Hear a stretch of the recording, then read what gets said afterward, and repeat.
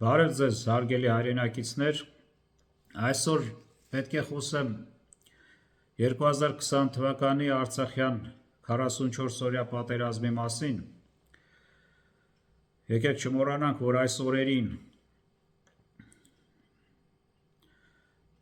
գնում էին ուժեղ մարտեր Արցախում և համարյա ամեն օր ունենում էինք զոհեր և վիրավորներ և միանգամից ասեմ, որ այդ մեր զոհերի արյունը երբեք ջուր չի դառնա։ Հիմա շատ շատերը մինչև այսօր չգիտեն ինչ է կատարվել Արցախում այդ օրերին։ Այսպես տունը նստած ինչ-որ ինֆորմացիաներ ստանալով, հիմնականում թշնամու կողմից, այդպես պարտվել ենք գոռալով մինչև հիմա նստած են դիվանում։ Շատերը հիմա ինչ-որ այսօր պետք է ասեմ, շատերը գիտեն այդ մասին, դա նորություն չի, բայց հիմնական մասսան չի իմանում, ասեմ։ Դրա համար ես այսօր կփորձեմ շատ կարճ կոնկրետ բացատրել ինչ է կատարվել կոնկրետ։ Նախ միանգամից ասեմ, որ ուրեմն մարտի դաշտում հայոց բանակը չի պարտվել։ Կորուստներ պատերազմի ժամանակ, մարտերի ժամանակ, դա չի նշանակում պարտվել։ Հիմա ասեմ ինչ կորուստներ ենք ունեցել։ Ունեցել ենք հսկայական մարդկային կորուստներ, մեր համար այդ 5000 հոգին հսկայական կորուստներ է, որը անդառնալի կորուստ է։ Ունեցել ենք վիրավորներ, որոնք շարքից դուրս են եկել, նույնպես հսկայական։ Ունեցել ենք տեխնիկայի կորուստներ, ոչ շատ մեծ։ Հիմնական տեխնիկան, կարելի ասել 60-70%-ը տեխնիկայի շարքում է եղել։ Մինչև պատերազմի ավարտը զինամթերքի խնդիր չենք ունեցել։ Պատերազմը ավարտել է, հələ մենք շատ մեծ քանակի զինամթերք ունեինք։ Ինչ որ ես հիմա ասում եմ, կարող եմ ապացուցել։ Ես ունեմ հստակ ապացույցներ, որոնք պահված է, հիմա ես չեմ հրապարակելու դրանք։ Ժամանակը գա կհրապարակեմ։ Զինամթերք ունեցել ենք, ուրեմն ունեցել ենք նաև տարածքային կորուստներ։ Հիմա տեսեք, մի հատ ուշադիր խնդրում եմ, հաշվի առնելով այն փաստը, որ հայոց բանակը կռվում էր, մենք կռվում էինք մեզանից տարբեր հաշվարկներով, տարբեր գնահատականներով, մասնագետների գնահատականներով ամենակիչը 15 անգամ հզոր բանակի դեմ, 15 անգամ և մարդկային ռեսուրսով և տեխնիկայի ռեսուրսով։ Մեր միակ առավելությունը այն էր, որ մենք կռվում ենք մեր տարածքում ու պետք է պաշտպանվեինք, դա առավելություն էր, իսկ հարձակվող կողմը շատ է զոհեր տալիս, դա մեր առավելությունն էր։ Իսկ քանակով տեխնիկայի և մարդկային 15 անգամ ավել բանակի դեմ ենք կռվել, բայց ասեմ ձեզ, հայ զինվորի համար, մեր համար դա նորմալ է, մենք միշտ էլ ամբողջ մեր պատմությունը տենց ենք կռվել, դա նորմալ է։ Բայց հաշվի առնելով այն, որ այդտեղ կռվում էր 4 հաստատ է դա, չէ, 4 երկրի բանակ, այսինքն իզրայելական այդքան մեծ քանակի բիսպիլոտնիկները, այդ անօդաչուները կառավարում էին իզրայելացիները, իզրայելական բանակներ չեն դեռ նստած,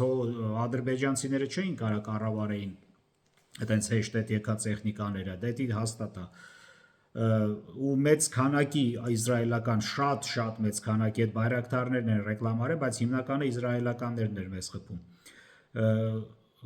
Թուրքական այդ բայրակտարները, չհաշված թուրքական հետևակը, որ այդտեղ կռվում էր, Պակիստանի այդ հատուկ ջոկատայինները մեծաքանակ, դրանք սաղ այդտեղ էին, չէ, 4 երկիր հաստատ այդտեղ կռվում էր հայոց բանակի դեմ։ Այդքանը հաշվի առնելով, հələ չեմ ասում մեր մեջքից խփելը, դավաճանությունները, այդ արհեստական այդ խուճապը, որ մտցրել էին ինչ-որ մարդիկ, այսինքն մեր մեջ դավաճաններ հաստատ կային, էդ էլ որ գումարենք, ու ինչ ենք կորցրել, մեր տղեկը իրանց կյանքը տվեցին, մեր երեխեքը իրանց կյանքը տվեցին, որ մենք մի մետր հող կարողանանք ավել պահենք, ու իրականում պահել ենք այդ մի մետր ավել հողը։ Տեսեք, կորցրել ենք, տարածքայինը հիմա ասեմ, դա հաստատ է, մինչև պատերազմի կանգնացնելը կորցրել ենք Արցախի տարածքի, որը որ մենք ամբողջությամբ վերահսկում էինք, այդ տարածքի 10-ից 12%-ը մաքսիմում 12 այդքան մոտավոր 10-ից 12%-ն են կորցրել։ Ես դա քարտեզի վրա կարող եմ նույնիսկ նշեմ, հետո ցույց կտամ հետագայում։ Կոնկրետ sense կարող է մի կիլոմետր այս կողմենքով սխալվեմ, որտեղ էին մերոնք նստած, հենց պատերազմի ավարտի օրը, այդ վերջի օրը, եւ որտեղ էին թուրքերը նստած։ Այդ ամեն ինչ, ընդամենը իրանք նստած էին, Շուշին էլ հետը, այո, Շուշին կորցրել էինք, բայց Շուշին էլ հետը 10-12%-ն է եղել տարածքային կորուստների։ Դա այդպիսի մարտերի ժամանակ, այդպիսի հզոր ուժի դեմ կռվելու դեպքում դա լրիվ նորմալ երևույթ էր։ Նաև հաշվի առնենք այն փաստը, որ Ադրբեջանը արդեն ամբողջությամբ թուլացած էր, ամբողջությամբ, եւ եթե նույնիսկ Ստեփանակերտն էլ մենք կորցնեինք, եթե կորցնենք, մի քանի օրից այդ ամեն ինչը վերականգնելու էինք։ Տեսեք, օրինակ Շուշի իրանք եկան հասան Շուշի, չէ՞։ Շուշին իրանց թիկունքից շատ հեռու է, շատ հեռու էր այդ ժամանակ, այսինքն հարյուրավոր կիլոմետրեր հեռու էր։ Իրանք որպեսի կարողանային հասցնեին այդտեղ զինամթերք մարդ, պետք է անցնեին այդ եկած ճանապարհը, որը որ ամբողջությամբ խփում էր մեր հրետանին ու մինամյոտը։ Այսինքն շատ դժվար էր իրանց համար լինելու Շուշին պահելը։ Իսկ Շուշիի կորցնելուց հենց այդ օրը Հայաստանից, Երևանից այնքան մարդ էր զանգել, որ ասում էր հեսա գալիս ենք, հավաքվում ենք գանք։ Բայց այդ մարդիկ մինչև հավաքվեցին, որ գան, արդեն Փաշինյանը գնաց ստորագրեց, որ պարտվել ենք։ Այդպիսի թուղթ ստորագրեց, չէ՞, այդ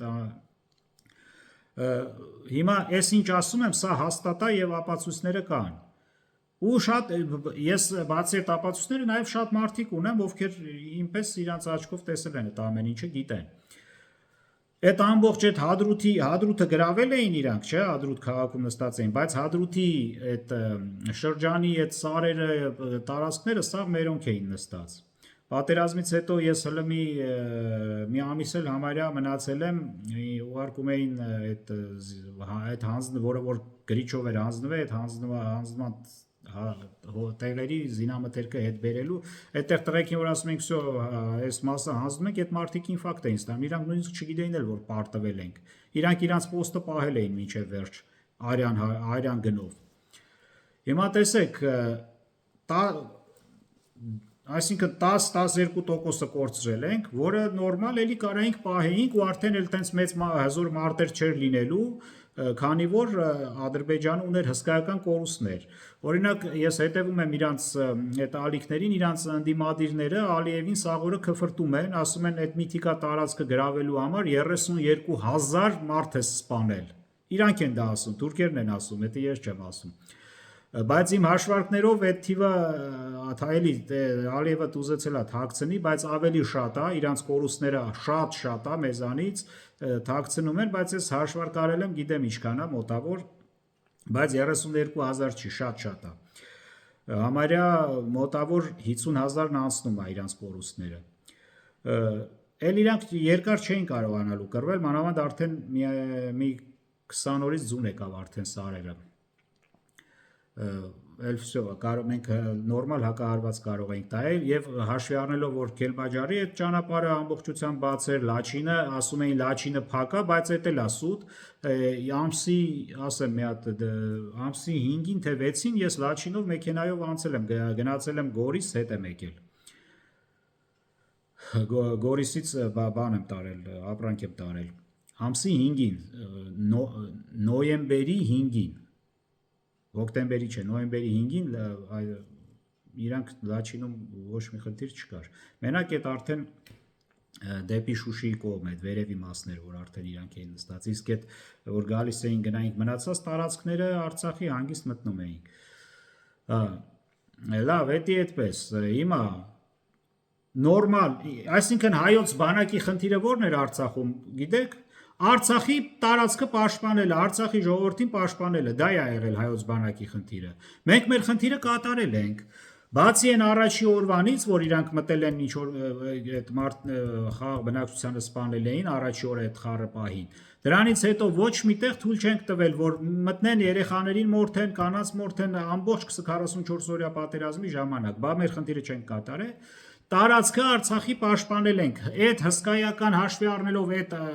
առավելությունը հակառակորդի, կորցրել ենք 10-ից 12% տարածքային, դա լրիվ նորմալ է, դա նույնիսկ գերազանց է, եթե ուզում եք իմանալ, գերազանց։ Ոչ մի, հələ մի հատ նայեք, ոչ մի պատերազմների ժամանակ այդպես բան չկա, որ այդքան կարողանան պահեն տարածքները ու թշնամուն այդպիսի հսկայական վնաս հասցնեն։ Եվ այդ ամեն ինչը, եթե նույնիսկ Ստեփանակերտն էլ կորցվեր, կորցնեինք այդ պահին, մի քանի օրից, այդ անորից եմ ասում, այդ ամեն ինչը վերականգնվելու էր։ Հանգիստ, մի հատ ուշք էին գալու, մի հատ համալրում էր լինելու, այս կողմեկում այդ ղեկավարային ամեն ինչ կլներ։ Այո,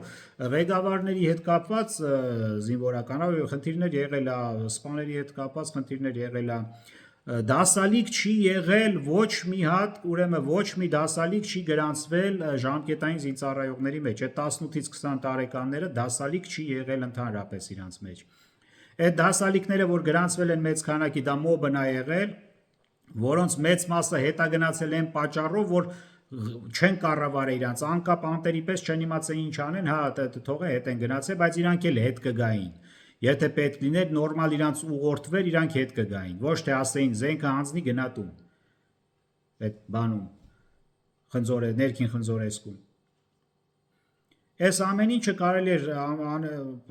նորմալ վիճակ էր ճիշտ, հա, կորուստներ, այո, պատերազմը կորուստներ լինում են, բոլոր դա,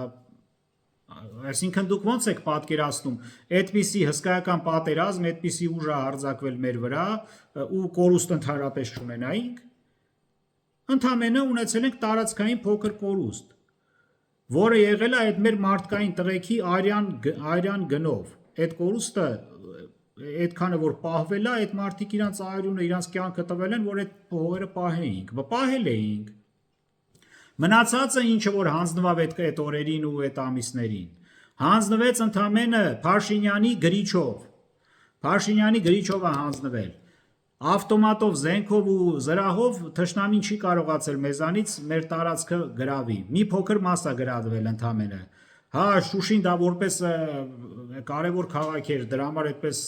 էմոցիաներով էր, բայց որ ընդհանուր քարտեզը մի հատ նայում ենք, իրանք ընդհանրապես բան չէին գրավել, 10%։ Մնացածը Փաշինյանը չգիտեմ ինչ պատճառով, ինչ չեմ կարա,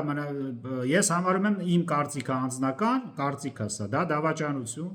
որ գնաց ստորագրեց, մնացածը հանձնեց ու մինչև հիմա հանձնում է։ Հիմա էլ պարոն Փաշինյանը, ուրեմն մեզ համարում է օկուպանտ։ Հիմա ես դիմում եմ Փաշինյանին նաև, որ մեզ ասում է օկուպանտ, ասում է մեր զորքը ինչ գործ ուներ Արցախում։ Ասեմ քեզ, պարոն Փաշինյան, որ առաջի գլխավոր օկուպանտը դու ես, մենք օկուպանտ չենք։ Ասեմ ինչի համար։ Մենք մինչև հիմա էլ համոզված ենք ու մեզ ոչ մեկ չի կարա համոզի, որ դա մերը չի, դա հայկական մեր տարածքն է, մեր հողն է, մենք պաշտպանել ենք դա։ Իսկ դու, պարոն Փաշինյան, ասում ես, որ դա Ադրբեջան է, բայց այդ քո տեսանյութերը 20 թվի ամբողջությամբ կա, թշնամին էլ ունի, մենք էլ ունենք, որտեղ որ դու կոչեր էիր անում ամբողջ օրը, ասում էիր ես եմ գլխավոր հրամանատարը, գնացեք, եկեք վայնկոմատ, գնացեք Արցախը պաշտպանելու։ Նաև մոռացել ես երևի, որ հոկտեմբերի 15-ին եմ ես գնացել, ոնց որ 15-ին թե 16-ին էր, որ եկար Զորամաս, երբ որ մոբը գնում էր Արցախ, եկար կոչեր արեցիր, ինչ կոչեր էիր անում, հիշում ես, եկար զորքի դեմը կանգնեցիր, ասիր, որ գնացեք պաշտպանեք հայոց հողը, մեր օրորոցները, մեր մյուս կոչեր արիր, մեզ ուղարկել, դու ես ուղարկել մեզ։ Մեզ դու ես ուղարկել Արցախը պաշտպանելու։ Հիմա ասում ես դուք այդ օկուպանտ եք։ Ասեմ քեզ, այդ ամեն ինչը թշնամին էլ գիտի, այդ քո կոչերը, ամեն ինչը իրանք հիշում են։ Հեսա որ այդ որ ուզում ես ազգովի տանես Ալիևի թրիտակով անցկացնես, հույս ունենալով որ քեզ բան չեն ասի, որ թուրքերն եկան, առաջինը քո գլուխն են կտրելու։ Որպես օկուպանտ։ Այ դու չես կարա որ մենք էլի կասենք դա մերն է, մենք պաշտպանել ենք։ Դու ինչ ես, դու ասում ես, դու մինչև այսօր կրկնում ես, որ դա Ադրբեջանի տարածքն է արդեն։ Բա քեզ ասելու են Ադրբեջանի տարածք խեր զորք խրգում։ Դու ես ղրգել մեզ։ Այսի մի հատ հաշվի առ։ Մի խոսքով, հուսով եմ հասկացաք ժողովուրդ ջան, ինչի մասին է խոսքը։ Այսինքն տարածքային կորուստ շատ քիչ ենք ունեցել, էսի հիշեք, դա պարտություն չէր, դա գերազանց հաղթանակ էր։ Այդ պատերազմը սենց թենենց կանգնելու էր, քանի որ իրանք ունեին հսկայական կորուստներ եւ սարերը արդեն ձուն էր դնում։ Մի 20 օրից ձուն դրեց սարերը ամբողջությամբ։ Դա կանգնելու էր։ Հա, կունենայինք մի քանի զոհ ավել, բայց հաշվի առեք, որ արդեն ինտենսիվությունը լրիվ ընկել էր մարտերի։ Համարյա սաղ դիրքավորված կանգնած էին, ոնց որ պոստեր հիմնականը։ Էլ այդ ամեն ինչ մենք էլ էինք արդեն բան արել, խելքի եկել, գիտեինք, փորձ էինք ձեռք բերել, գիտեինք ինչա կատարվում, գիտեինք ոնց պաշտպանվենք այդ անօթաչուներից։ Իրանք այդ անօթաչուները այդքան չկային էլ, ասեմ, պատերազմի վերջի ուրեմն մի ամիսը կարելի ասել, համարյա անօթաչու շատ քիչ ա եղել, որ ես տեսել եմ, շատ քիչ։ Այդ այն սկզբից էր, սկզբի մի ամիսն էր համարյա քիչ, որ տենց ուժեղ հարձակում էր։ Այսինքն մարդկային կորուստներ էլ չէինք ունենալու արդեն, ընդամենը կարայինք հետ բերեինք տարածքները, շատ քիչ կորուստներով։ Սա է եղել ինչ որ, ինչ որ ասում եմ, ով որ հիմա մի հատ անշնորհքություն կգրի այս տեսանյութի տակ, եթե բռնեմ սատկացնելու եմ, ես ամեն ինչը ինչ որ ասում եմ, սրա համար ես կարամ պատասխան տամ, ես ունեմ ապացույցներ։ Եթե պետք լինի, ես այդ ամեն ինչը կարամ ցույց տամ, բայց ոչ այսօր։ Քանի որ այսօր իմաստ չունի այդ ամեն ինչը ցույց տալու, բայց ժամանակը գա այդ ամեն ինչը ես կհրապարակեմ։ Այսքանը։ Շնորհակալություն։